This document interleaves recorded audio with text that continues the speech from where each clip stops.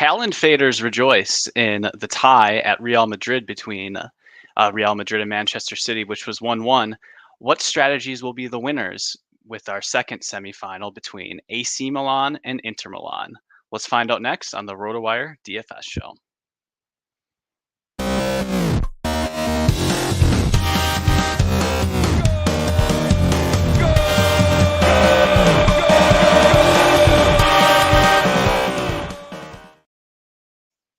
All right, what is up, everyone? Welcome to the RotoWire Soccer Showdown show.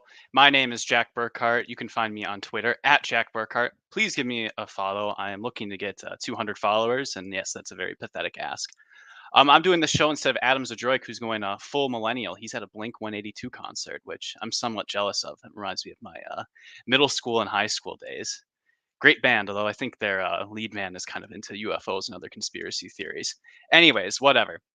I hope things went well for you in today's showdown. It was a great matchup between Real Madrid and Manchester City.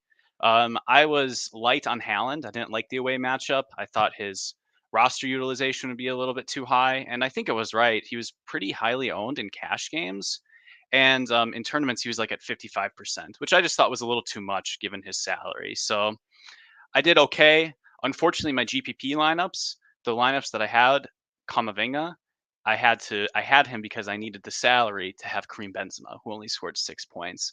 So while I got some lineups that threatened up there, it wasn't the best day. Sometimes those guys get stuck to each other like that. It's kind of tough to keep track of like your combinatorial ownership. That's what Jordan Cooper calls it. How which guys are stuck together. But it's DFS. Sometimes there's some luck involved. So whatever. Yeah, hope you did pretty well with that too. But let's try to figure out the winners. We have a Milan derby right here. I don't know if that's what the Italians would call it. But we have in this semifinal AC Milan against Inter Milan in what projects to be a very low scoring and somewhat boring fixture. So, just talking about how these two teams are going to set up, I don't think there should be any surprises.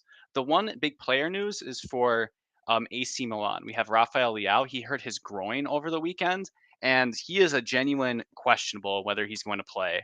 And if we open up his player page, so I wanted to scroll through some stuff, so I'll read it out loud.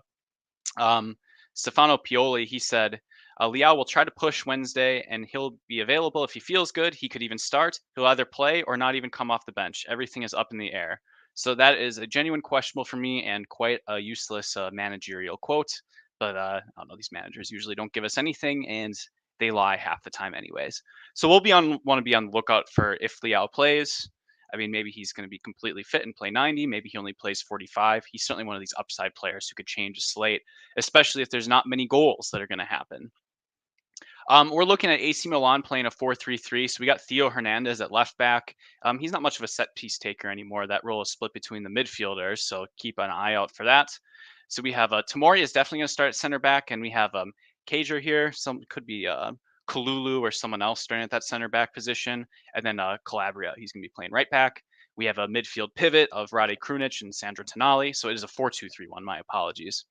And then if Leao doesn't start, we're going to be predicting Salamakers to start at the left side, and then we'll have Benassir be the central creative player and Brahim Diaz on the right wing. The line probably will be led by Olivier Giroud, menace to my favorite Tottenham Hotspur.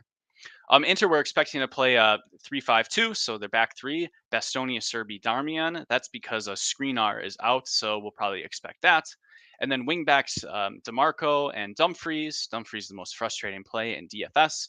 And then we'll have a midfield three of Nico Barrera, Henrik Mkhitaryan, and Hakan Calhanoglu.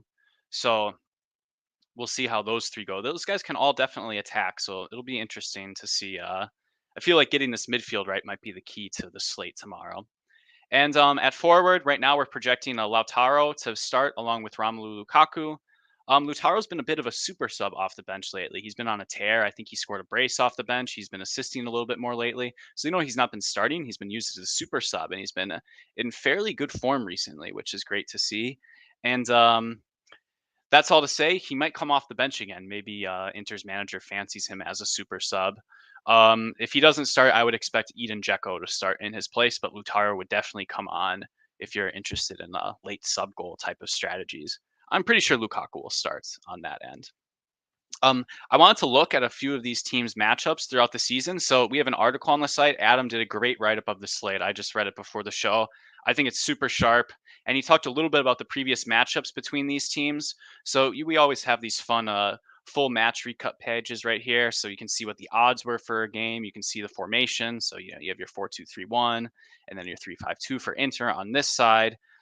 This game was a little while ago, so this was from September, so we probably don't want to take any takeaways from that, but there can be goals between these two teams. So this game is going to have a really projected total, but I think contrarians might enjoy making some lineups that project for a lot of goals, especially if the field's going to be a little bit heavier on goalkeeper. They said this game could have 5 goals. I mean, look at what happened in the Premier League on Monday with all these low totals and games popping off. Um, yeah, so I don't think we want to look too much at that one, given that that was a long time ago. Um, the most recent matchup in league, again, this is still a long time ago, and we don't want to over extrapolate from a 1 game sample. We have Inter versus AC Milan. And that game, again, projected as a bit of a toss up. Inter had slightly shorter odds to win that one at 47%. They're a little bit lower today. Um, Pretty similar personnel to what we posted above. But if you look at the game log and how teams scored fantasy points, you'll notice that Inter kept most of the possession all game. And again, this was not a game where AC Milan scored a goal early. Inter did have most of the possession.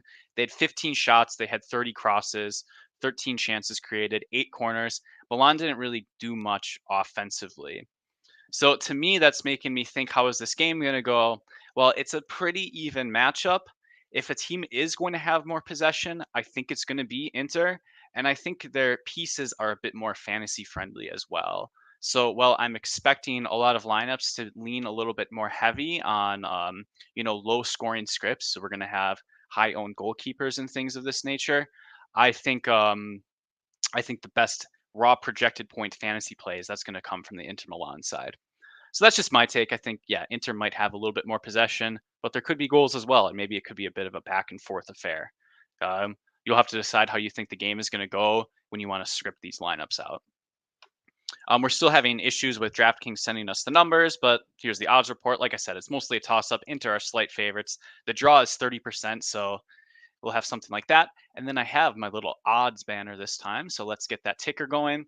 So we have both teams to score at about a 50-50. So about half the time we're looking at outcomes that look like 1-0, 2-0, 0-0, or in the opposite direction. So again, I think, especially even from a cash game and tournament point of view, people are going to be heavy on the goalkeepers.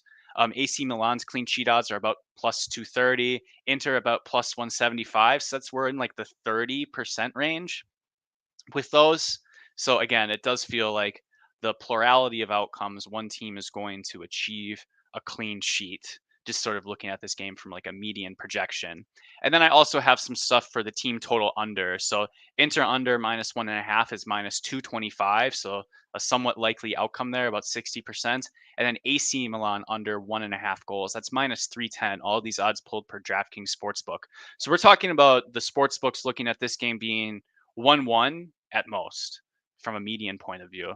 And then maybe you see like a 1-0, 0-0, or a 0-1. So that's kind of our chalk game script that we're looking at. But yeah, you can take a look at those odds for your viewing pleasure as we scroll through some of this stuff. So with a game with such a low implied goal total, again, probably less than like 2.25. Um, it's not surprising that there's no one with really strong goal scoring odds. We have Lautaro in there. He's plus 185. He's got the shortest odds to goal on the slate. Lukaku plus 230, Giroud plus 260, and then everyone else, who the heck knows? Maybe one of these attacking players will score a goal, but we're looking at 20% or less. So I don't think you're going to be feeling pressured to play anyone in cash games for that goal threat necessarily. But maybe one thing you want to think about when projecting these games out from a cash game point of view is that if there are not a lot of fantasy floor points and if there are not a lot of goals, that one player who scores a goal might just score so much more than everyone else that it might be a little bit difficult to make up for things just by playing a bunch of set piece takers on AC Milan, for example. So I do think it will be reasonable to consider putting a Inter Milan starting striker in your lineup, given that they are slightly favored. Those guys are going to be a little bit more productive for fantasy on a floor point of view than Giroud, and yeah, and we have the slight favor on Inter. So it's worth considering, but we'll talk about that a little bit more. Um, Set piece points of view right here. So just know that these set piece tables are for Champions League only. So if you want to look at more recent trends, you're going to want to click on the player pages. So we'll look at Hakan Calhanoglu's page right here. And the set piece situation is pretty straightforward now that Hakan is back. So he's going to be splitting set pieces with Federico DeMarco. And sometimes he'll take more, sometimes DeMarco will take more, yada, yada. So those two are going to be really outstanding plays, probably musts in cash. And then the AC Milan set piece situation is a little bit more interesting. So if you look at this list right here, you might think that Theo Hernandez is going to be taking most of them, or that Tonali might be like a majority set piece taker. But if we open up Tonali's page right here, and then we look at this, and we look at all of the set pieces, so it's been kind of a roller coaster ride all season for AC Milan. It really is mostly a hard split between Sandro Tonali and Ismail Benacer. So as we can see, they're about taking the same amount. I think they split corners. I think Tonali might take indirect free kicks, but don't quote me on that. I feel like I saw him do that in a different in one of the quarterfinal legs. So yeah, two teams that split their set pieces, but I don't think I don't expect any surprises. Penalty takers for these teams, I think for Inter Milan, does Lautaro take if he's on the pitch? I actually want to check this out. This seems kind of important. Penalty shots. Yeah, Lautaro or Lukaku. So I'm not sure who's going to be the penalty taker there. Maybe I can post that in Discord or someone can correct me in the chat. But one of those two will take. So that's worth knowing. And then sometimes Theo Hernandez takes penalties, but I think that's Giroud's job on this team lately. So again, maybe we should double check those things. But that's how it all looks from a set piece point of view. All right, let's start talking actual DFS, and let's see how we're going to want to tackle this match from a cash game point of view.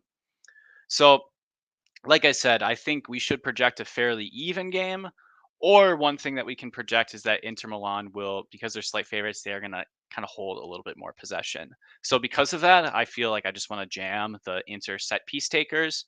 And so I think the two best captain choices for cash games are going to be Hakan Calhanoglu and Federico DeMarco. When I initially made lineups, I was making lineups with DeMarco in because I thought I need the salary.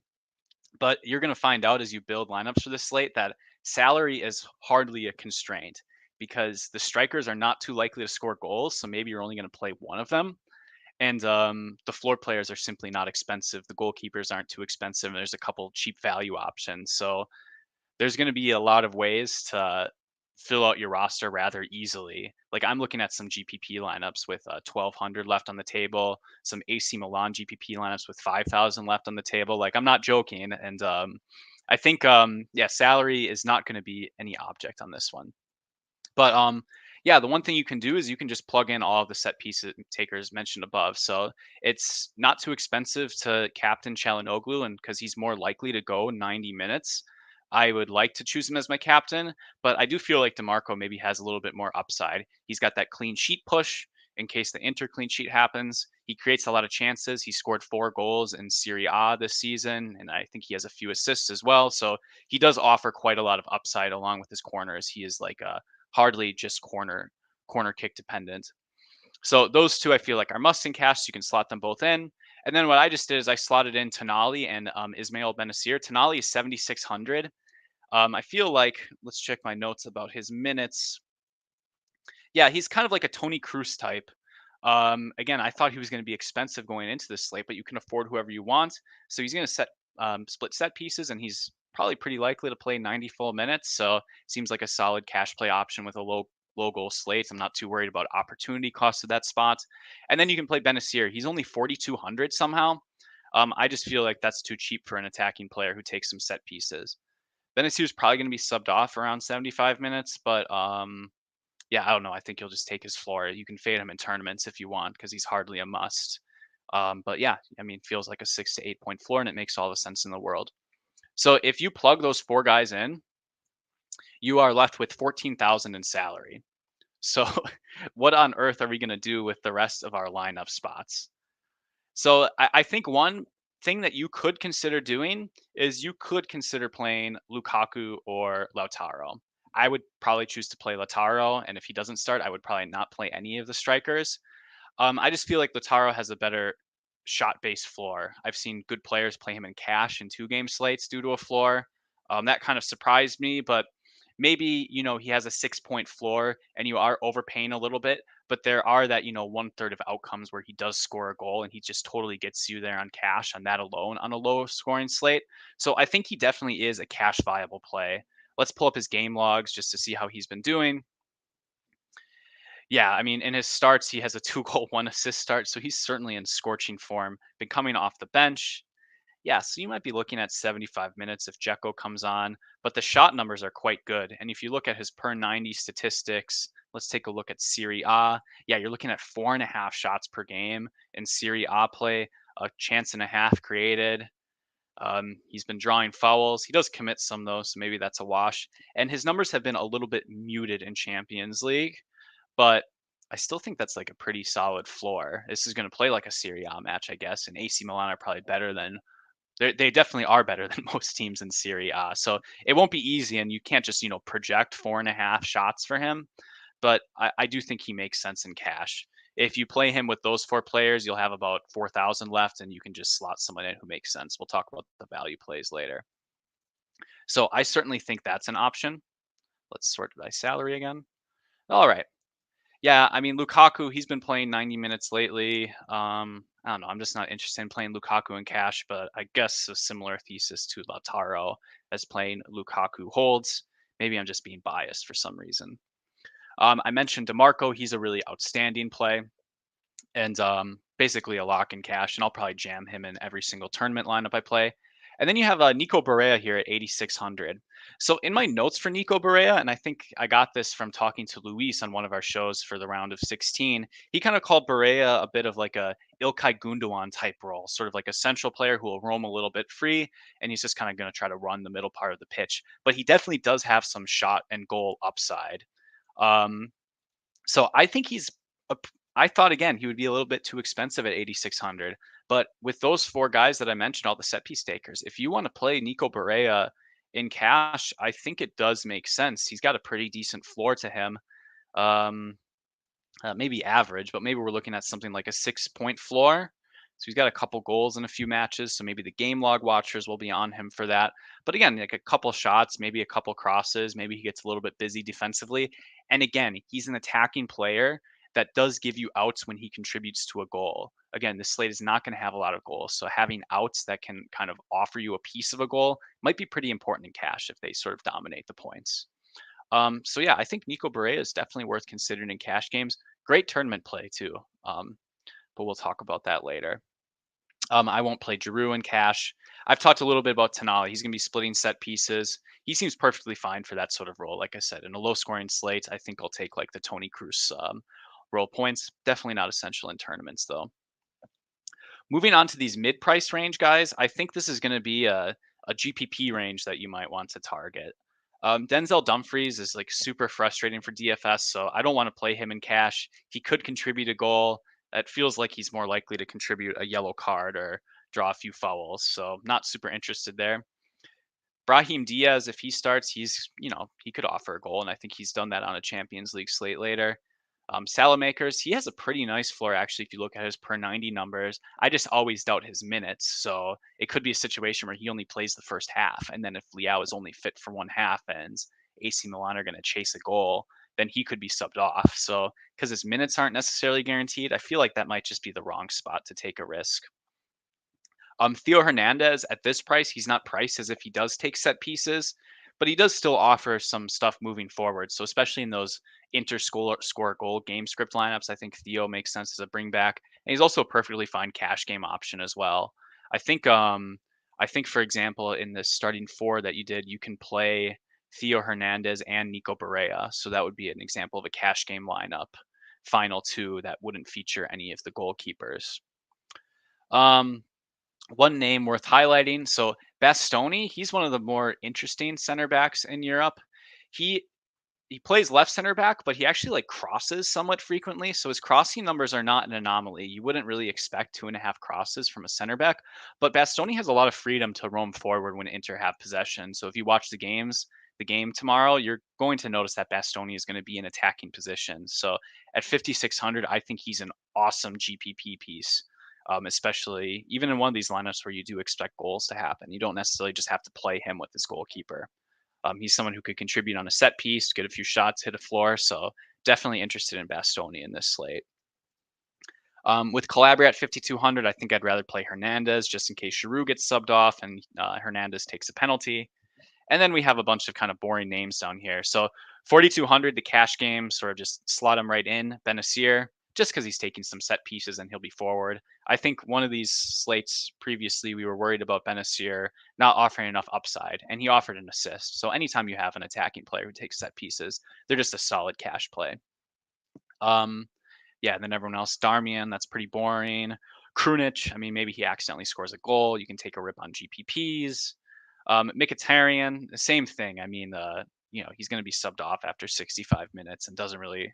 I don't know. He's a frustrating play. You feel like he should do more, but he doesn't really get there in DFS. So maybe that makes him a good tournament play if you don't need the salary. And then just a bunch of center backs down here. If you need a cheap guy and it doesn't really matter, I think I like Tomori the most because he doesn't really foul as much and he's kind of the better center back. So those are all the outfielders that we're looking at from cash game point of view.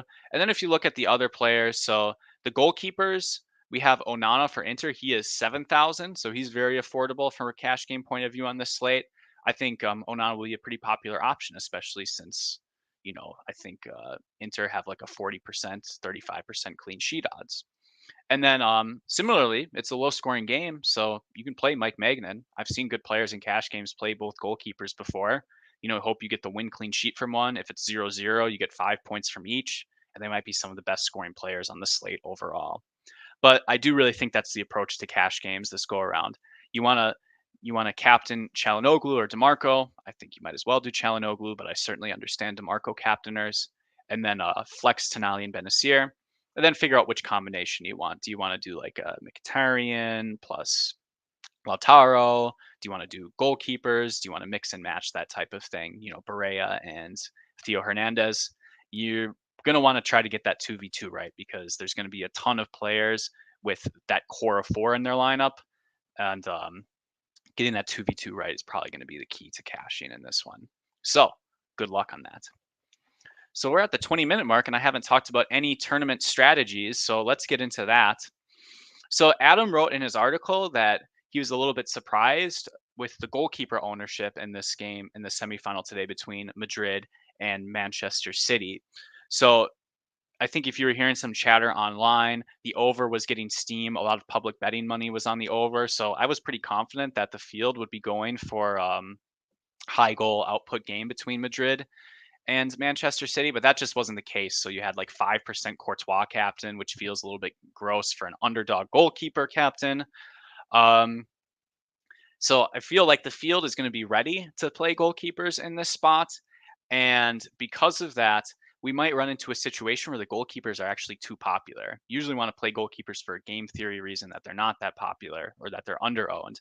But we might see like 9% goalkeeper captain from Onana in some of these spots. We might see something a little bit lower, but similar for Mike Magnan. We might be talking about these guys being in the flex spot in a lot of lineups. And Adam said he kind of likes to look for goals in these spots. And I certainly agree. When Nick Pope's captainship was getting out of hand for these Newcastle slates, I was looking for that goal on the other side of the game just because I just wanted to be positioned on the lower owned side, on the side that I think was too low owned. So that's definitely going to be one way to attack it. But how can we build our lineups in that case? So 0-0 lineups are definitely going to be popular. So in that case, I would probably just captain DeMarco because he still could hit quite a floor and he'll get the 3 clean sheet points and he's going to be crossing. So the goalkeepers will probably score only 8 points in that type of game script. So I think captaining a fullback like Theo Hernandez or Federico DeMarco makes the most sense in a 0-0 sort of script. I don't really know how much of the field is willing to play both goalkeepers in the same lineup in a GPP, but yeah, just because both are popular, you might be risking a little bit that type of lineup construction is popular, and you're going to have a lot of overlapping ownership because those lineups are all going to feature fullbacks and then set piece takers and the goalkeepers. There's not really much uniqueness after that, so that's just one thing to be mindful of, but it's really tough to project ownership in these spots.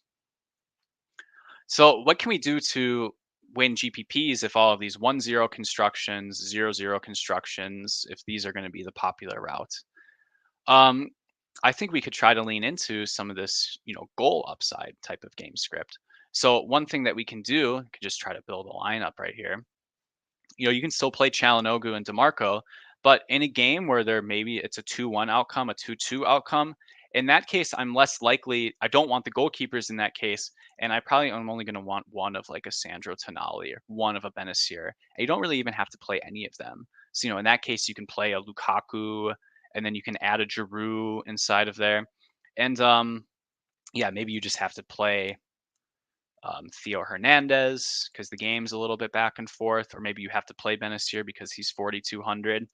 I think just playing a couple forwards, that's going to be slightly contrarian because if you play Giroud and Lukaku in the same lineup, you're speculating that the game is going to end 1-1 in some way. These are not guys that you put in the lineup for floor. And if a good amount of the field is playing for the clean sheet, I think that type of lineup might be the way to go. So don't be afraid to target the strikers in these. You can even put them in the captain spot. So I feel like the inter guys, the floor guys could get there, but if there's not that many floor points, we might not expect that inter 30 cross performance, 14 shot performance. That's probably going to be a pretty good spot for one of the striker captains. So you could do a Lukaku captain, you could do a Giroud captain. Um, I think those guys might go a little bit overlooked versus their odds to bag a brace in this one, just given the low scoring total. So I definitely like taking that approach in GPPs. Um, Another thing I was trying to do is I was trying to build some 1-0 AC Milan lineups. And when you do this, you really cut yourself off from most of the expensive players. You're not going to play Lautaro. You're not going to play Lukaku. So, like, if you're captaining Giroud, so let's plug that in. He is not expensive to captain at $12,000, 12,300 to be precise. And then you play Mike Magnan, you play Theo Hernandez. You have like 7K left, and maybe you can tweak things around so that you get Tonali. But you can basically play whoever you want in this last spot. You can play Brahim Diaz at 6,000. That leaves 1,000 on the table. A lot of these AC Milan lineups, they make sense that they win 1-0. That seems like a reasonably likely outcome. But those lineups leave a ton of salary on the table. And I'm not sure the field is willing to leave 2,000 salary on the table. I'm not sure the field is willing to captain Theo Hernandez and leave like 5,000 on the table, some extreme outcomes like this. I still think those lineups are decent. You don't want to base your entire portfolio off of them. But as it stands, I think I'm going to try to dabble in some of these just because I think they're good scripts. And maybe they will go a little bit overlooked just because they omit a lot of salary. We shouldn't feel pressure to spend all our salary if it doesn't make sense with the game flow and if the floors aren't that great. So um, I really don't feel that pressure whatsoever. Yeah, so those are my thoughts. Maybe go angle for a high scoring match. Maybe angle for a 0-0. Don't be afraid to leave some salary on the table. And cash games, just pray that you get that final 2v2 right. So I think that's all I have to say about that one. Should be a pretty fun game. Hopefully it's as entertaining as the 1-1 option. Um, but yeah, we'll definitely see how it goes. We have a Jamie Epperly in the chat. Thanks, Roto. GL, everyone. Yes, I very much agree with that. Good luck to you, everyone. Please like and subscribe the video. Join our Discord. Become a subscriber. You can get our 48-hour soccer trial. There's a link in the YouTube. But yeah, thanks for joining me and listening to me talk about Showdown. I hope you finish second place in the contest that I'm in and that you win all of the contests that I'm not in. So good luck tomorrow, everyone. We'll see you around.